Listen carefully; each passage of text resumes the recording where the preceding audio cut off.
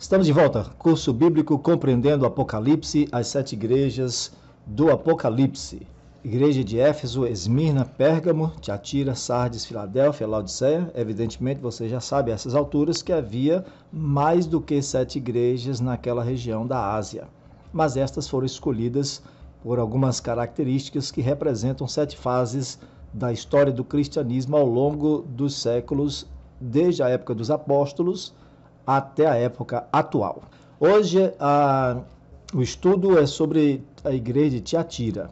Lembrando que a fase anterior, a fase vivida pelo cristianismo na época representada pela igreja de Pérgamo, preparou o terreno para o surgimento de um personagem que a Bíblia nomeia como sendo o homem do pecado, isto é, o homem que é contra a lei de Deus.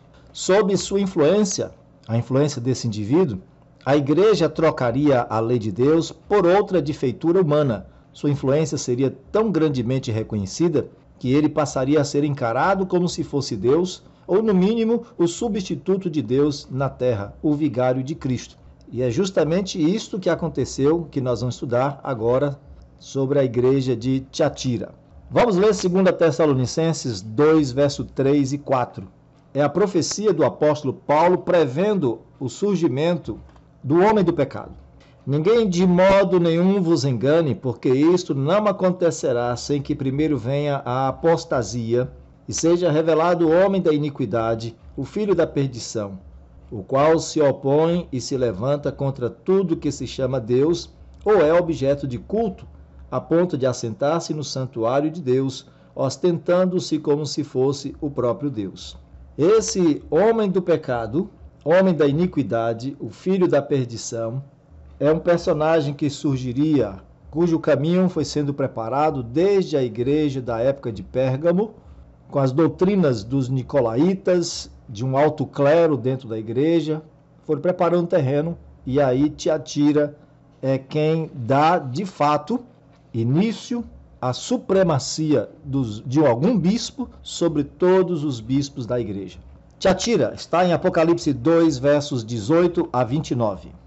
Ao anjo da igreja em Tiatira escreve: Estas coisas diz o Filho de Deus, que tem os olhos como chama de fogo e os pés semelhantes ao bronze polido.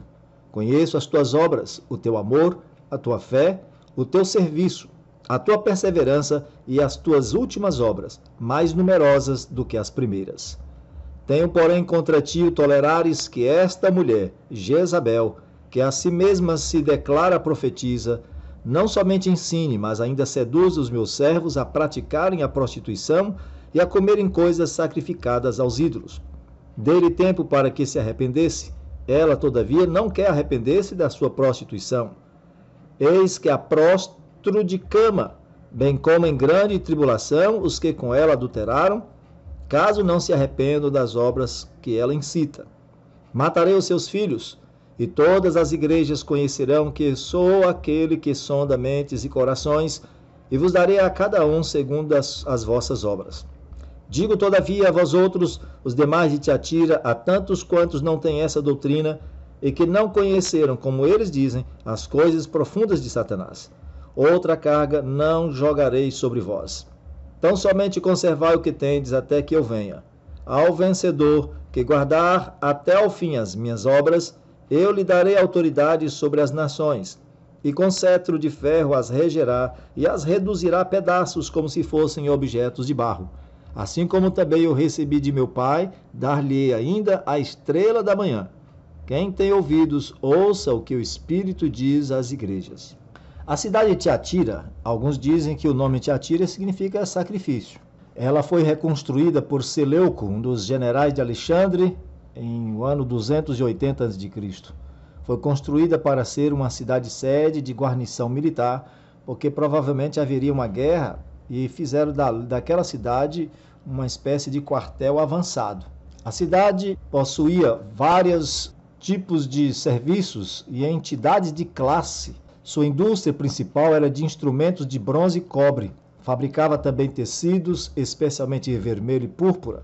Havia um grande templo em honra ao deus Sol, que era chamado por uns de Tirinos ou Apolo para outros. Ao anjo da igreja em Tiatira escreve: estas coisas diz o Filho de Deus, que tem os olhos como chama de fogo e os pés semelhante ao bronze polido.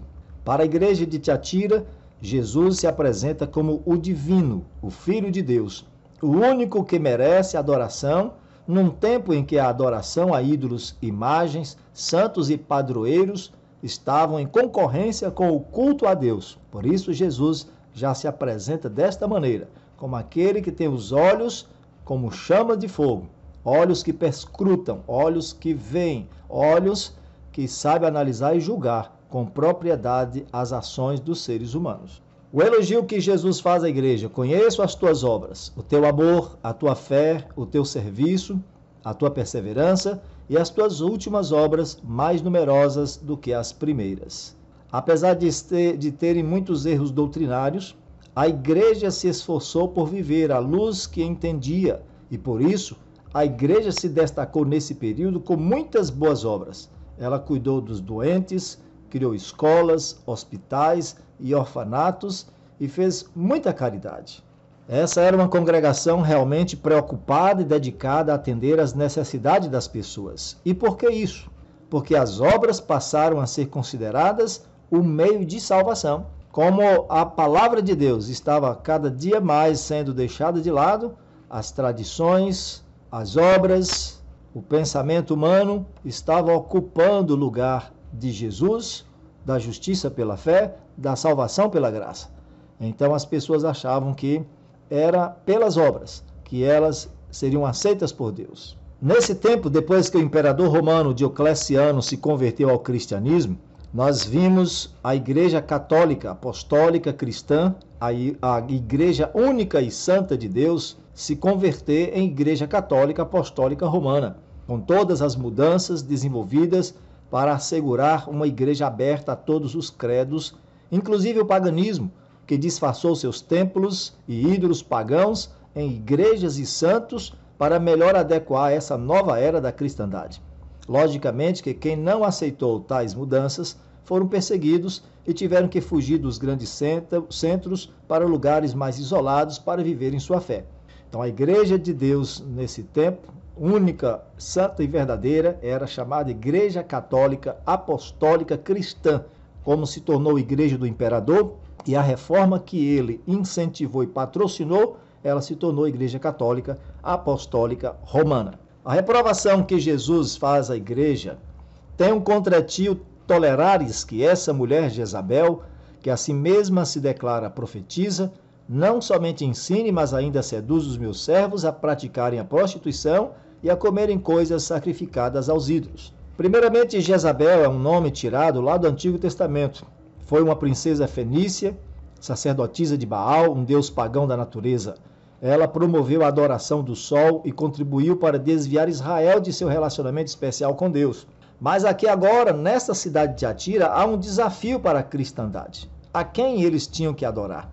Na cidade de Tiatira, havia uma mulher de influência que se autodeclarava profetisa. Jesus a chama de Jezabel. Talvez não seja nem esse o nome dela, mas as características, o caráter dessa mulher, Jesus a denominou de Jezabel. Aparentemente, suas pretensões ganhou adeptos e ela passou a mediar a aceitação do paganismo dentro do cristianismo naquela comunidade. E como é que ela fazia isso? Profetizando como as sibilas gregas, ensinando ciências ocultas e seduzindo os servos de Deus a praticarem a prostituição e a comerem da mesa da idolatria. O culto, com certeza, era algo atraente e a idolatria não era mais encarada como pecado. O que Baalamitas e Nicolaítas tentaram tantas vezes em eras anteriores, essa mulher conseguiu. Ela tornou a igreja da cidade de Tiatira uma igreja idólatra, uma igreja paganizada, uma igreja que se casou com o mundo. Algumas novidades começaram a surgir então nessa nova igreja, nessa que se tornou a Igreja Católica Apostólica Romana. Do Império Romano pagão, a Igreja Católica Apostólica Romana, representada aqui por essa mulher Jezabel, importou a ideia de ídolos do lar, porque as famílias romanas possuíam nichos, altares nas salas onde cultuavam os espíritos domésticos, e a Igreja Católica os transformou em santos. Cada cidade tinha um deus protetor no Império Romano. Para a Igreja Católica, esses deuses protetores se tornaram padroeiros no catolicismo. Os cultos passaram a ganhar novos nomes: cultos de latria, apenas para Deus, representado pelo Santíssimo Sacramento da Hóstia, a Eucaristia, o culto de Dulia aos santos e o culto de Hiperdulia, que é a veneração da Virgem Maria como Mãe de Deus. Os 10 mandamentos da lei de Deus foram mudados para poder acomodar a esse novo sistema religioso de culto. O mandamento que proíbe fazer ídolos para adoração foi eliminado, porque a igreja agora estava aceitando ídolos dentro dela. O 4º mandamento, que ordena o repouso e a adoração no 7º dia, o sábado, também foi mudado para domingos e dias de festa. A primeira lei, que ordenava a guarda do domingo, foi promulgada pelo imperador Constantino em 7 de março do ano 321, que obrigava os súditos pagãos a abdicarem do trabalho nesse dia do sol. Os cristãos, por sua vez, guardavam o sábado, e isso trouxe alguns problemas administrativos. Por isso, a igreja paganizada tomou providências para manter a unidade e fez sua própria versão da lei de Deus e um decreto. Ocorrido no ano 364 d.C., o Concílio de Laodiceia discutiu em suas sessões qual o dia de guarda que o cristianismo deveria seguir, e após o julgamento dessa questão, decretou no cânon 29 a seguinte regra, abre aspas, os cristãos não devem judaizar e ficar ociosos no sábado, mas trabalhar nesse dia. Devem apenas honrar especialmente o dia do Senhor, e como cristãos, devem, se possível, não trabalhar neste dia. Se, entretanto, eles forem encontrados judaizando, que sejam excomungados por Cristo. Fecha aspas. Então, percebemos aí, amigos, a partir do ano 533, o imperador Justiniano ele decretou que o bispo de Roma seria o líder absoluto da igreja. Este decreto, porém, foi combatido por 3 tribos bárbaras, tribos arianas, que rejeitaram a liderança do bispo de Roma. Depois que estas tribos foram destruídas por Clovis, o rei dos francos, em 538, é que esse decreto ganhou plena validade e aquele bispo da cidade de Roma se tornou o bispo supremo de todas as igrejas cristãs, catolizadas, romanas. E a partir do ano 607, o Papa assume a autoridade de sumo pontífice. Sumo pontífice é um título que antes era utilizado pelos sacerdotes pagãos e até por alguns imperadores, como mediadores de seus deuses. Então, as novidades que aconteceram durante esse período aí. Santos na igreja, imagens, cultos, com outros nomes, troca do dia de repouso, o Papa como chefe supremo da igreja, como sumo pontífice e assim por diante. Outras novidades. Como a Bíblia não estava acessível e ela foi colocada de lado, diversas doutrinas passaram a fazer parte do cotidiano da nova igreja, da Igreja Católica Apostólica Romana. Eis algumas delas e você pode pesquisar na internet e verificar a exatidão. As orações pelos mortos começaram cerca do ano 300 depois de Cristo. Prática do sinal da cruz como algo místico, a partir do ano 300 depois de Cristo. Decreto imperial de descanso dominical por Constantino em 7 de março de 321 depois de Cristo.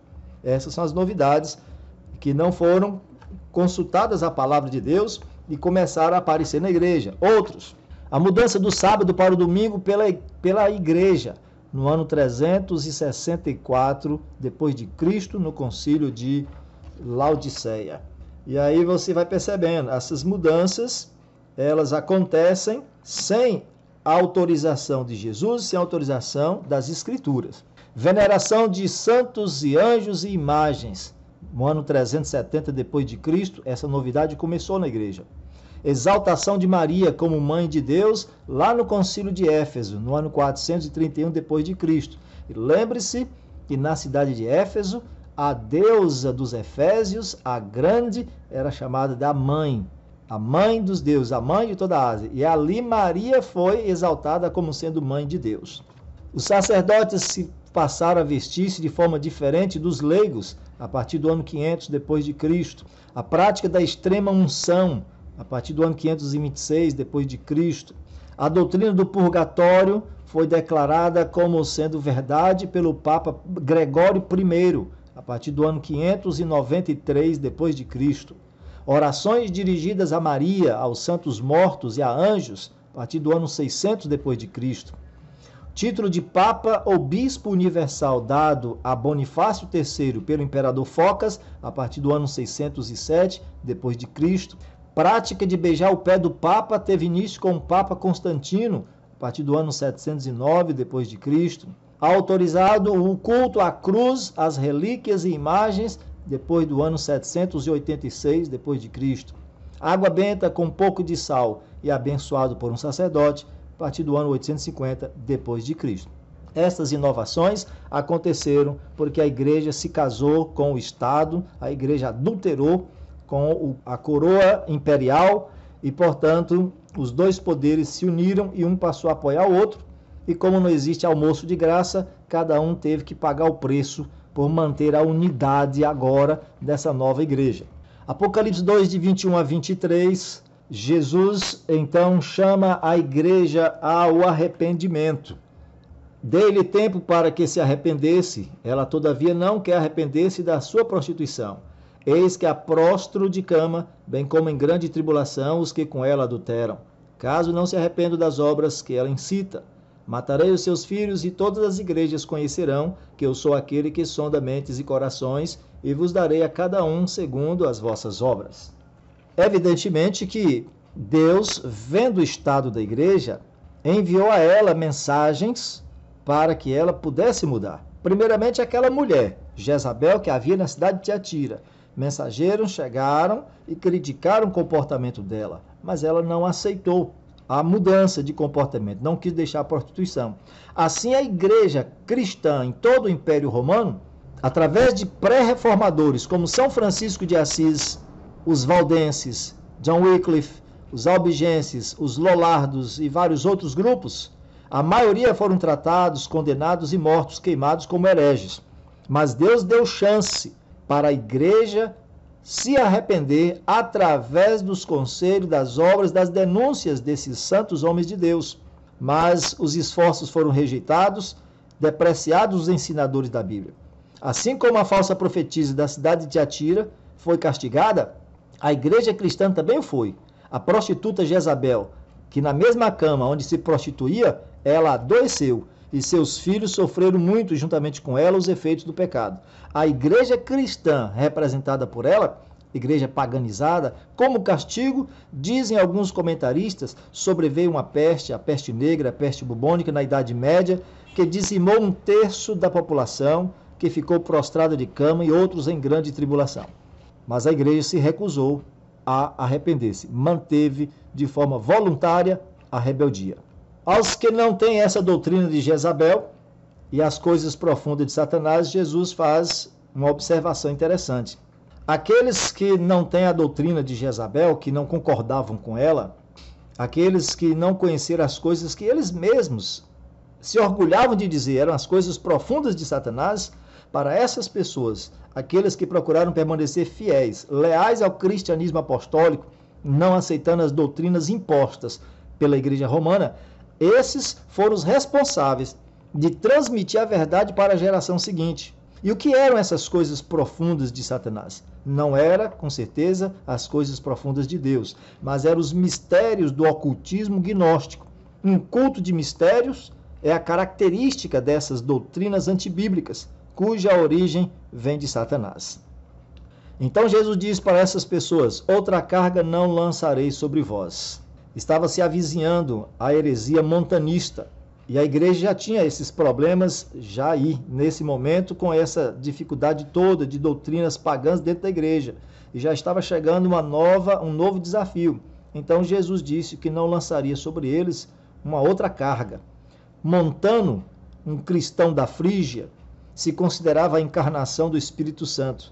E através de línguas estranhas fazia profecias prevendo o fim do mundo. Jesus não permitiria que outra carga fosse lançada sobre os fiéis cristãos, além da responsabilidade de serem fiéis à luz recebida até então. O montanismo foi enfrentado e logo se desfez, mas Jesus poupou os cristãos fiéis de mais um embaraço, de mais uma provocação de Satanás. Eles foram resguardados disso, a Igreja Católica que teve que enfrentar essa heresia montanista. O conselho de Deus: conservai o que tendes. As boas doutrinas, as boas obras, aquilo que a igreja conseguiu lutando e manter. A doutrina de Jesus Cristo como sendo verdadeiramente Deus, verdadeiramente homem. A doutrina de que as obras devem ser resultado de uma salvação, de um compromisso com Jesus. Tudo isso Jesus diz que a igreja deveria conservar até a sua volta. Promessa: ao vencedor que guardar até o fim as minhas obras, eu lhe darei autoridade sobre as nações e com cetro de ferro as regerá. Dar-lhe ainda a estrela da manhã. Há um estudo aqui no canal sobre as promessas de Deus e você fará muito bem se voltar lá e fazer uma análise desses detalhes. Será muito importante. Tiatira, então, representa o quarto período do cristianismo na Terra, quando a Igreja Católica, sob a liderança do Papa, passou a perseguir de morte o verdadeiro povo de Deus que não aceitou as mudanças que estavam acontecendo no seio da Igreja, que era antes Igreja Católica, Apostólica, Cristã, a Igreja de Deus, a Igreja de Jesus. Como se tornou Igreja do Império, ela passou a aceitar então essas mudanças, novas doutrinas do paganismo. E aí se tornou Igreja Católica, Apostólica, Romana, sendo o Papa seu chefe supremo, seu sumo pontífice. Um título pagão para o povo cristão. Tiatira vai do ano de 538 ao ano de 1517. Por que essa revelação é importante para todos nós? Essa mensagem foi enviada, a carta de Tiatira, não para a igreja que deturpou a verdade, mas ao pequeno remanescente que permaneceu fiel a Deus e perseverou mesmo diante da adversidade. Sabe, amigos, Deus tem seus filhinhos em todas as igrejas, cujas doutrinas não suportam o teste da palavra de Deus. E os olhos do Senhor estão à procura desses fiéis que não aceitam o sagrado misturado com o profano. Você é um desses fiéis do Senhor? Procure o remanescente da igreja verdadeira, da igreja católica, apostólica, cristã. Esse remanescente continua, ainda hoje, guardando o verdadeiro ensino da palavra. Não adoram o sol, não tem bispo supremo. Todas as pessoas nela são irmãos. Ela guarda o sábado, não faz aliança com políticos e continua forte na prática das boas obras como resultado de seu amor a Jesus e ao próximo, tendo a Bíblia como sua autoridade final. Persiste nessa investigação e Jesus com certeza lhe dará como recompensa a brilhante estrela da manhã. Até o próximo estudo nosso, a Igreja de Sardes. Até lá, um abraço.